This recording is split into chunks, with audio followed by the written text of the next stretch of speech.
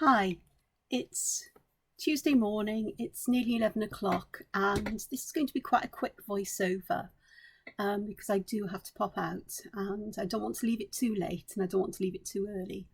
And you'll see a lot of my hand waving here because I was talking while I was recording, but I'd lose the plot along the way, forget what I was saying, double back on things, sometimes veer off on things that weren't really relevant. Well, sort of relevant, but things that perhaps I don't want to talk about in a vlog. So here I'm starting off showing you a page in my sketchbook. I was drawing on this stupidly early this morning again, which is why I'm tired and my brain isn't working properly, using humble Bic Biros. There we are, fine ones. And just saying how I'm really enjoying using them. And the intensity of shade and shadow I can get contrasted with the highlights. It's something I very much like to do. And here's the watercolour, abstract watercolour I was working on yesterday, so you can see it as in comparison with the pen drawing on the bottom right. I must probably tap at it at some point. And I'm really pleased with the orange strands of seaweed. I did use a heat tool to dry the paint quickly, and so it kept some of its texture, or more of its texture than it would if I let it dry naturally.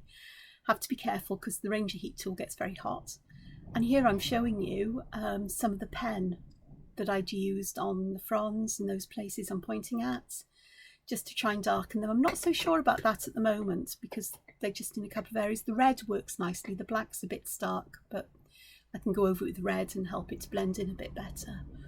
The little pebbles, which I've done in blues and greens and indigo, are really quite nice. But what I did there was I used a very fine paintbrush and gold metallic watercolour.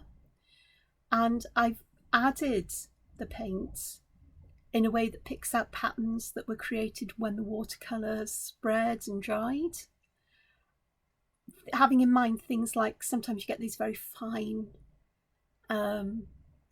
bands of gold or quartz or other things in natural geology. So trying to have that in my mind, but not try to replicate it per se, but work with my watercolour pebbles, which don't necessarily you find things like that in nature. Really quite pleased with that one. And then, because I wanted to try a couple of things, I've drawn a couple more iterations, or sort of like similar kinds of patterns to what's on my sketchbook page on a piece of the Canson Imagine paper, just using ballpoint pens. And here I'm just using a black one very lightly, just to put in sort of guidelines where colour goes, because my thinking is I want to see which is the best way to add colour, or to work with colour and ballpoint pen. So I dither about whether I decide to use Inktense or not, and I do go with Inktense pencils. Whoosh, there they go across the camera. My little pot of them. Well, it's quite a big pot. And working out what colours I'm going to use, and I'm going to use water brush rather than dippy water. A jar full of water and a proper, an ordinary paintbrush. And I've chosen here sienna gold to add some colour. And the Inktense does blend smoothly on this paper, even though it's not watercolour paper. It works nicely with the Imagine, whereas watercolour's not so easy to work with on it, so which is interesting. And of course I'm just using a barely damp brush, which helps. And I decided that I did add colour to all of these because I didn't stop and think, hang on, I need a comparison to what they were like before. Because I couldn't quite remember, and I was thinking, which do I prefer? And as I'm watching, I actually can see that adding colour really helps to bring them to life in a different way to just the watercolour one does.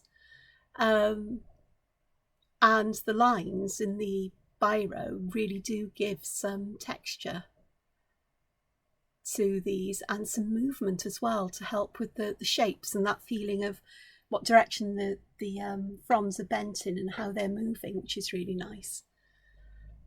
Sienna gold's a really nice colour. It's sort of like an orangey gold, but it's not a bright one in your face. sort of like, you know, almost luminous or fluorescent. It's a really nice colour. I really like it, and yeah, I'm just carrying on. The other thing I worked out is that I can't spend time being precious about adding colour with this, because there's no point, because colour is there as more or less the background and some sense of gradation of colour from light to dark, but it's not the be all and end all. And if I work quickly and don't fuss around, I get a better result. And then I remember to work light to dark, so that the dark stays dark and everything doesn't end up one homogeneous colour. So the last bit here. You have to let me know what you think, whether you prefer these with colour or without colour. I think that there's merit in both, but I do like adding that colour, and it does. It's like with the colouring templates, it brings things to life, doesn't it? But it's working out how I'd like it to work when I'm doing art such as this, I suppose. And as I'm talking here and looking at it, I'm smiling, which you can't see.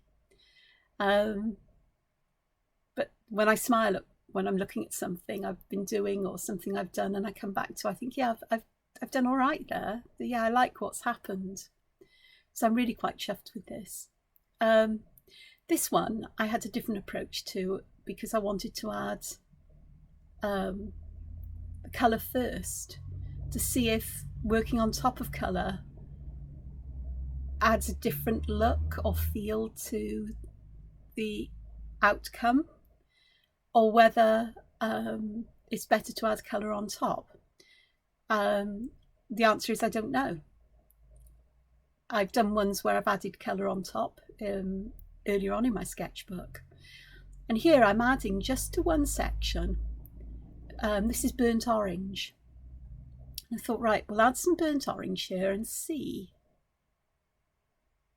how that changes the intensity, because this particular one I'm doing in burnt orange. I thought, yeah, let's just add a darker colour and see how that works now, and if that, you know, because the lovely thing about Inktense pencils is once they dry, they're permanent, and so it's easy to add colour on the top and they don't move. I did notice when I was working on the seaweed, when I went to glaze the areas that had dried quite flat, some of them dried quite flat and almost one colour, because as the paper's still wet, the watercolour will still spread even if it's only slightly damp. Some of the colour was shifting and moving then, but again, it is what it is, and you know, it's something to bear in mind. Here I'm adding iron green there, and I chose iron green rather than a brighter green because it is, again, there's quite a lot of darker tones in it, more grey or black in there, even though it's a lovely green.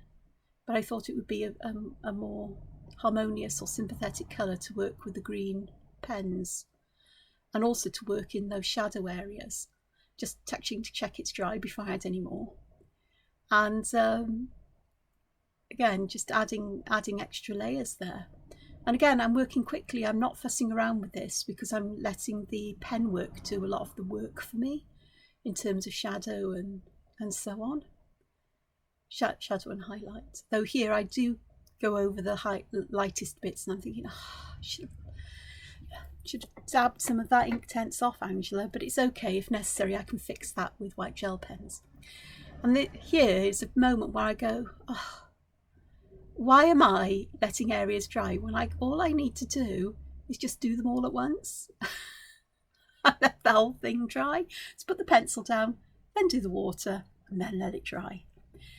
I did say my brain isn't firing on all cylinders. I woke about 5 this morning and I got up, visited the bathroom, went back to bed and thought I'd draw for a bit because my mind was busy on art and other stuff. And I got very tired, so I thought, right, lie down, go to sleep. Could I? I just couldn't. I'd start nodding off and I'd yank myself awake with a thought. So so I'm going to be tired today. There we go, nearly done that one. It always amazes me how I can see on the screen, because it's at a distance, how dimensional it must look to everybody else, that I can't necessarily see when I'm working on it. Here's just that middle bit, and I wanted the shadow on the opposite side so it looks like there's a hole in the middle. Yeah, I know. I'm adding, I think it's iron blue. Yeah, it is iron blue to some of these little pebbles, because I thought that'd be quite nice. Again, the iron blue is it's got a lot more grey or black in it, so but it's still lovely. It's a blue I particularly like. Like the iron green is a green I particularly like. A lot of the Inktense colours are really, really bright, and these days I tend towards the vintagey colours. And this is dark aquamarine, so I thought, oh, let's have a bit of blue and see how the blue does, because you can, and I do like the dark aquamarine a lot. So I didn't do all of those pebbles because I wanted to see the difference. I tapped that one because I thought, right, I'm going to look for my red oxide Inktense, which I did, and to deepen those shadows even more. And in a moment I will make a realization where I'll go, oh, not quite now, but in a little while, where I'll just go, oh, I can't believe that I forget about this, because I say, oh, it looks so much darker and the colour's so much more vibrant on the screen. It's not really like that. And then suddenly I remember about the exposure setting on the camera I'm using. So I think I fiddled with that, and suddenly you can see that the colour's looking a bit lighter and a bit less saturated, and it still looks way too dark there. Maybe later on that I make that adjustment as I suddenly realise it. But you can see the difference that it makes. And here there's a bit of a compare and that's where I changed it. There you are. You can see the difference. The compare and contrast is a bit too washed out there, but it's somewhere in between the two. And compare and contrast them with colour before and after. And then I think, oh, I was going to say, right, I'm going to finish there. I thought, no, I can't. I want to put some ink on this one. So I can compare what it looks like if I add colour first or second, the ink first or second. You know, obviously I can always go back and redraw over the ones I've coloured in that ink to begin with. So I'm using a black here, and I'm trying to make cracks in these rings. And of course what happens is, because I'm putting the darker bits next to the highlighted bit, it's going to look like it's underneath, and I really wanted it to have this appearance of looking out, but I've got the colours the wrong way round for that, really. But no matter. It's working. There's also a process of learning here, of seeing how I need to place my hand and in which direction I need to move the pen to help me have a much lighter hand, because I am really heavy-handed with pens and pencils. Not heavy-handed to the point that I destroy them, but heavy-handed enough that often, you know, it takes me a while to work out how I want to get the lightest ink out, and then I forget what I'm doing and it goes back. To those, I started to add some red over the top as well, because it helps to blend that orange into the black, so it doesn't look like black over orange. There's a kind of it helps to make the black more part of the art itself. This is sped up. I think I've sped this up about 250 times. So the original video was about 40 minutes long, and this one will be about, it's just over 17 minutes long. So yeah, so I'm hoping to pop out in a moment. I'll leave this processing. I didn't get out and pick to the pharmacy yesterday. Things happened. I snuck up on myself and renewed my mobile phone contract. I was due an upgrade as well. So I've got a phone being delivered today, which I have to be here for because they need photo ID, and I have to be here to pick it up to receive it. So I need to be back before then, which I will do if I go out soon. And I may take a trip to a supermarket for some fresh bread. Possibly not. Depends how I feel. Exhausted at the moment, to be honest, but I'll be all right. And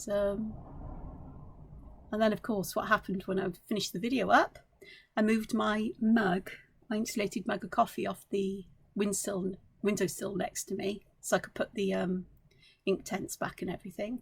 And then I went and knocked it over on the side of my desk, so full coffee everywhere.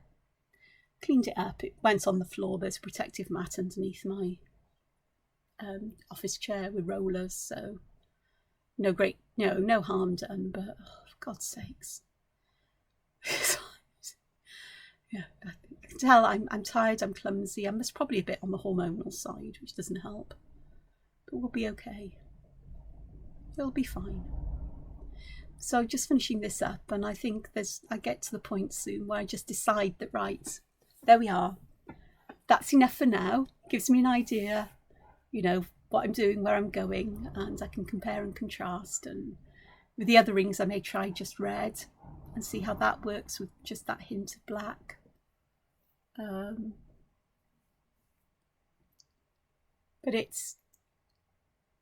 I don't know why I've never tried ballpoint pens before. I think it's because they're so associated with writing and offices and things like that. It just never occurred to me to use them for drawing, other than sat in boring meetings and just mindlessly, well, I never mindlessly draw. I mindfully draw, but not mindlessly is a difference. And there we are, and you can see there we are, right? And the difference between them. And I don't know which I prefer, colour before or colour after. Let me know, comments below. So thank you for watching, thank you for joining me. Take care, hope to see you again. Bye bye for now. Ta-ra.